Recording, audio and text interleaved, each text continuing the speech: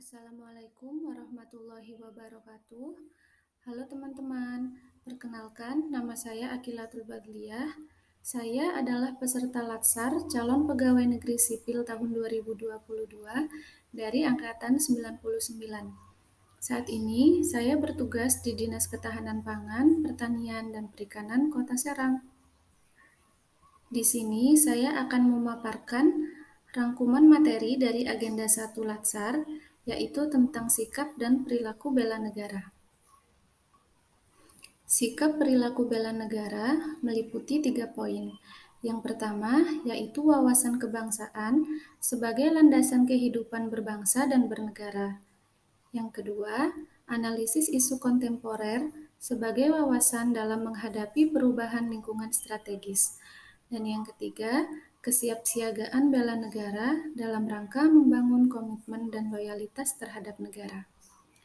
Mari kita bahas satu persatu tentang sikap perilaku bela negara. Yang pertama adalah wawasan kebangsaan. Apa sih wawasan kebangsaan itu? Wawasan kebangsaan adalah cara pandang yang dilandasi akan kesadaran diri sebagai warga dari suatu negara akan diri dan lingkungannya di dalam kehidupan berbangsa dan bernegara. Adapun 4 konsensus dasar berbangsa dan bernegara, yaitu 1. Pancasila. Pancasila berfungsi sebagai landasan bagi kokoh tegaknya negara dan bangsa. Pancasila juga berfungsi sebagai bintang pemandu, sebagai ideologi nasional, sebagai pandangan hidup bangsa, sebagai perekat atau pemersatu bangsa, dan sebagai wawasan pokok bangsa Indonesia dalam mencapai cita-cita nasional. Untuk menjaga, memelihara, memperkokoh, dan mensosialisasikan Pancasila, maka para penyelenggara negara dan seluruh warga negara wajib memahami, meyakini, dan melaksanakan kebenaran nilai-nilai Pancasila dalam kehidupan bermasyarakat, berbangsa, dan bernegara. Kedua, Undang-Undang Dasar 1945. Indonesia ialah negara yang berdasar atas hukum dan bukan berdasar atas kekuasaan belaka. Hal ini juga tertuang di dalam Undang-Undang 1945 Bab 1 tentang bentuk dan kedaulatan pasal 1 hasil amandemen yang ketiga tahun 2001 berbunyi negara Indonesia adalah negara hukum.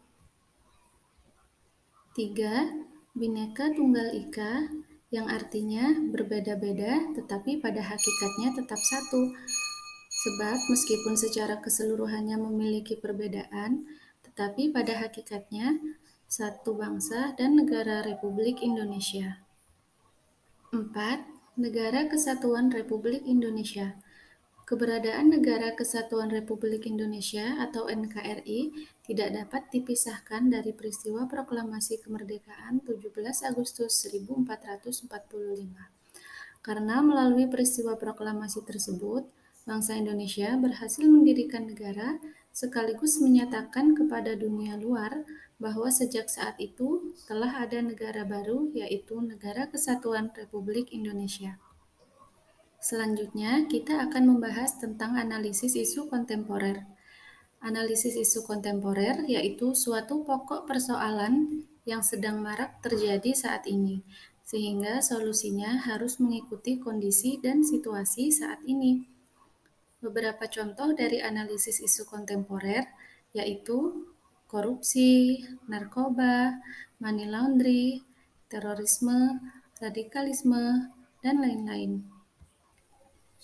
Selanjutnya yaitu kesiapsiagaan bela negara, yaitu suatu keadaan siap siaga yang dimiliki oleh seseorang baik secara fisik, mental, maupun sosial dalam menghadapi situasi kerja yang beragam yang dilakukan berdasarkan kebulatan sikap dan tekad secara ikhlas dan sadar disertai kerelaan berkorban sepenuh jiwa raga demi menjaga kelangsungan hidup berbangsa dan bernegara. Selanjutnya, saya akan menyampaikan beberapa poin penting dari agenda 1 pada Latsar hari ini, yaitu fungsi ASN. 1. Pembuat dan pelaksana kebijakan publik. 2. pelayan publik, 3. Perekat dan pemersatu bangsa. Sebagai ASN, kita wajib untuk memahami dan meningkatkan wawasan kebangsaan dalam kehidupan berbangsa dan bernegara, memahami dan menganalisis isu-isu kontemporer yang beredar di masyarakat, serta melakukan praktik yang mencerminkan kesiapsiagaan fisik dan mental dalam kegiatan bela negara. Demikian hasil rangkuman saya tentang sikap perilaku bela negara. Terima kasih dan sampai jumpa di Learning Journal berikutnya.